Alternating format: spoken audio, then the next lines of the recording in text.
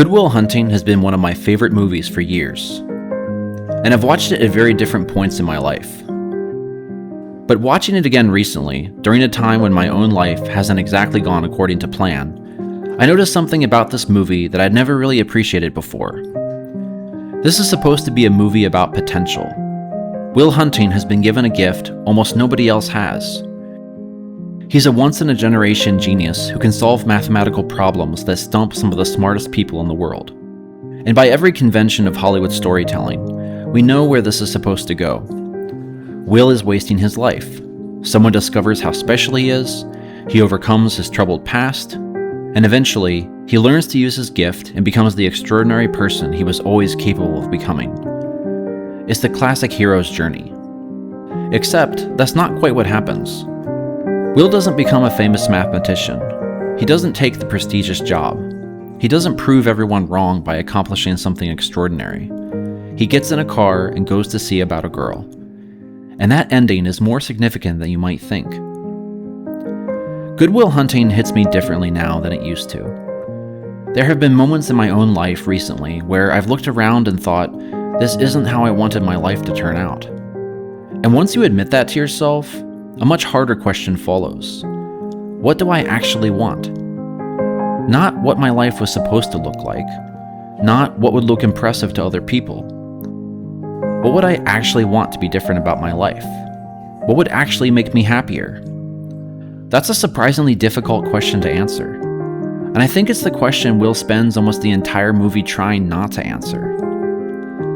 I'm Jake Winters, and today we're going to explore the hidden layers of Good Will Hunting.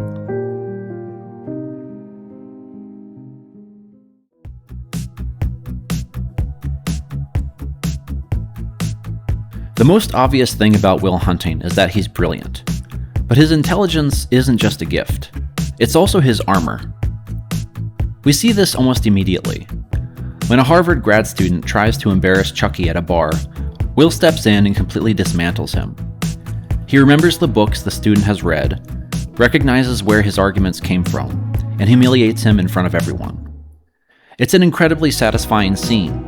And on the surface, it establishes just how intelligent Will really is. But then we start seeing him do versions of the same thing over and over again. When Lambo sends Will to therapy, Will tears through therapist after therapist.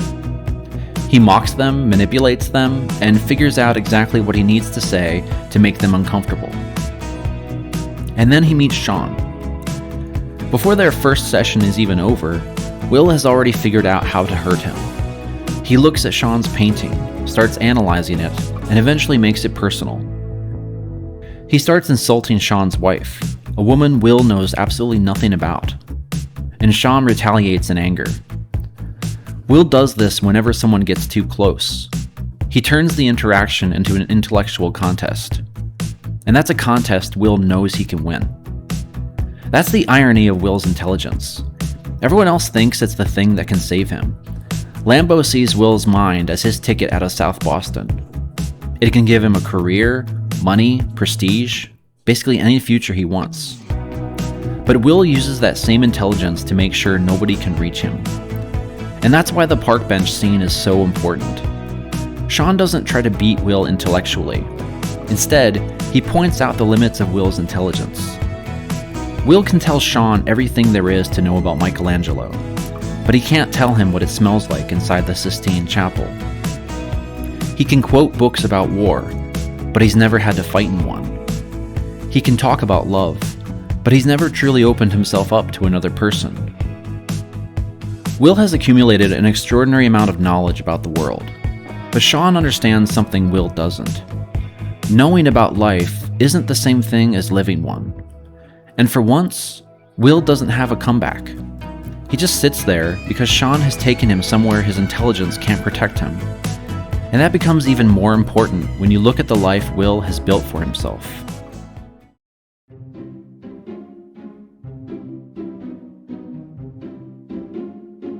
Peel back the second layer, and we see that Will has almost unlimited potential.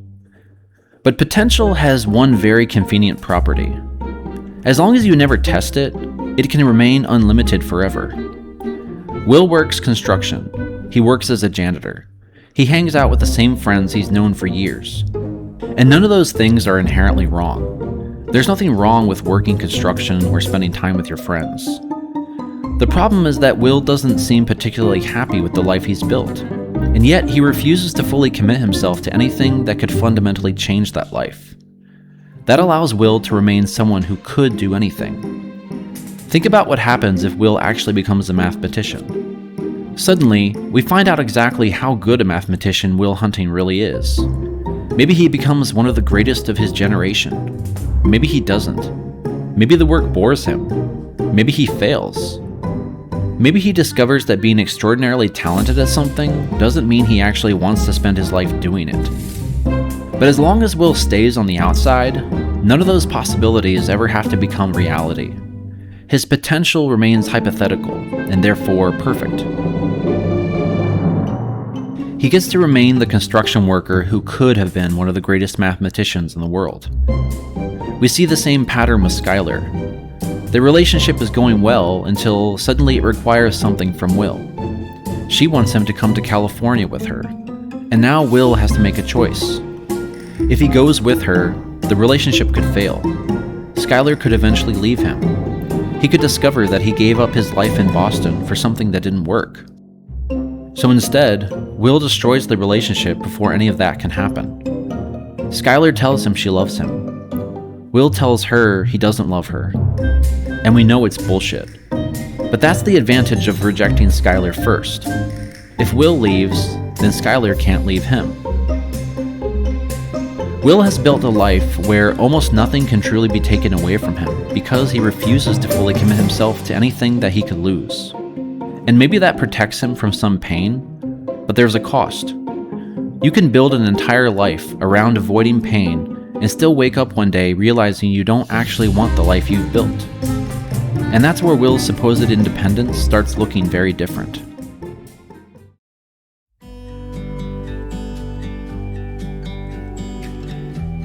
Peel back the third layer, and it becomes clear that Will hates being told what to do.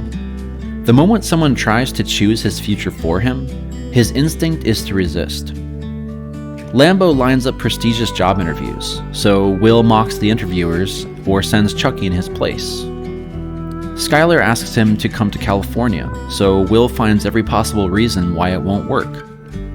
Lambo tells him he's wasting his gift, so Will pushes back against the entire idea that he owes anyone anything. On the surface, Will seems fiercely independent, but there's a difference between being independent and being reactive. Imagine somebody tells you to go left. You don't want them controlling you, so you immediately go right. It feels like rebellion. It feels like you made your own choice, but you didn't. They still determined which direction you went. You just chose the opposite one. And that's the trap Will keeps falling into. Everyone around him has an idea about what his life should become. Lambo thinks he should use his mind. Chucky thinks he should get out of South Boston. Skylar wants him to come have a life with her. And Will keeps responding to everyone else's expectations instead of figuring out what he actually wants. His rebellion feels like freedom because nobody else gets to control him. But he's still allowing other people to define the choices he's making. And then Sean does something very different. He doesn't tell Will to become a mathematician. He doesn't tell him to stay in Boston. He doesn't tell him to go after Skylar. He asks him a question. What do you want? Will doesn't know the answer to that question, so he uses humor to deflect. Sean keeps pushing. What do you want? Will knows how to fight someone else's answer, but he doesn't know how to come up with his own. And for a guy who can solve problems that seem impossible, this is the one problem he can't solve.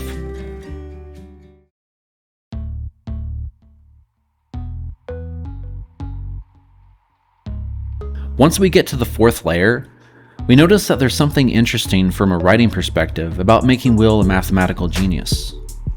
Will lives in a world where impossibly difficult problems still have answers. Lambo can put an equation on a chalkboard that almost nobody else in the world can solve. It might take months, it might take an extraordinary mind, but somewhere underneath all that complexity, there's still an answer. But life doesn't work that way.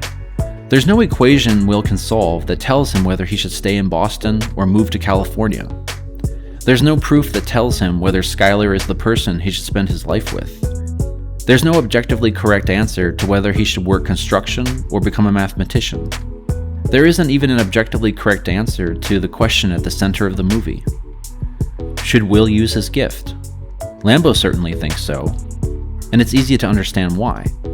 From Lambo's perspective, Will has been given something almost nobody else in history has. Lambo has spent his entire life studying mathematics, and Will can casually solve problems that Lambo and his colleagues struggle to understand. To Lambo, wasting that ability is almost offensive. But Sean sees things differently. Sean once had an opportunity to watch one of the greatest moments in Boston sports history, Game 6 of the 1975 World Series, and he gave up his ticket. Why? Because he met a girl. From the outside, it looks ridiculous. He gave up an extraordinary experience for a woman he had just met. But Sean doesn't regret it, because Nancy became the love of his life. And that's the problem with trying to find the correct answer to life. You only find out what your choices meant after you've made them. Sean couldn't know that the woman he met in a bar would become his wife. Skylar can't promise Will that moving to California with her will make him happy. Lambo can't promise him that becoming a mathematician will give his life meaning. Chucky can't promise him that leaving Boston will make things better. They're all offering Will possible lives. None of them can tell him which one is right. And eventually, Will has to choose anyway.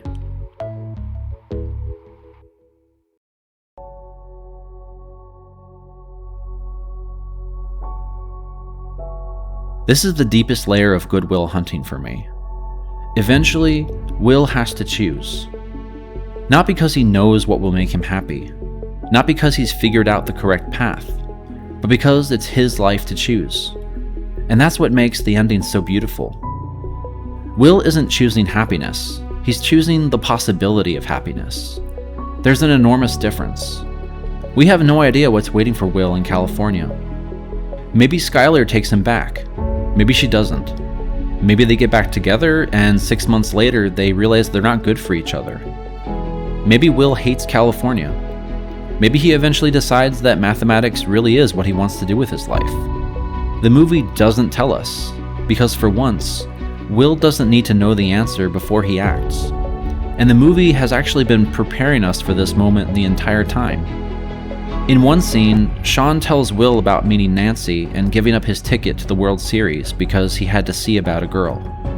In another scene, Chucky tells Will that the best part of his day is the few seconds when he walks up to Will's house and hopes Will won't be there.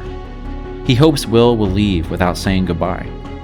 At first, these seem like two completely separate moments, but the ending fulfills both of them simultaneously. Will has a job waiting for him, he has friends who love him, he finally has opportunities that could turn his extraordinary intelligence into an extraordinary career. But he leaves. He has to go see about a girl. Then Chucky drives to Will's house. He walks to the door, he knocks, and nobody answers. For once, Will isn't there. Chucky looks through the window and realizes what happened, and he smiles. Will finally did it. But I don't think the important part is that Will chose Skylar. The important part is that Will finally chose. For almost the entire movie, Will's life is defined by avoidance. Don't let anyone get too close. Don't commit to anything you could fail at. Don't let anyone tell you what to do. Don't choose a future that forces you into the unknown. By the end, he lets all of that go. He chooses something he wants without knowing whether it's going to work. And maybe that's what growing into your potential actually looks like. Not becoming the most impressive version of yourself, but becoming someone willing to choose your own life.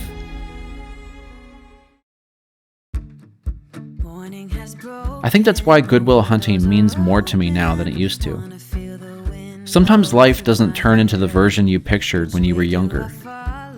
And when that happens, it's tempting to ask yourself how to get back to the life you were supposed to have. But maybe that's the wrong question. Maybe the better question is the one Sean keeps asking Will. What do you want now? What would actually make your life better from here? You can't change where you came from. You can't undo what happened to you. You can't become the person you might have been if your childhood had been different. You can only decide what happens next. And I don't have some profound answer here. I don't know exactly what I want the rest of my life to look like. And I certainly don't know which choices are going to make me happy. But maybe I don't need to know. Will doesn't know what's waiting for him in California either. He just knows it's time to get in the car.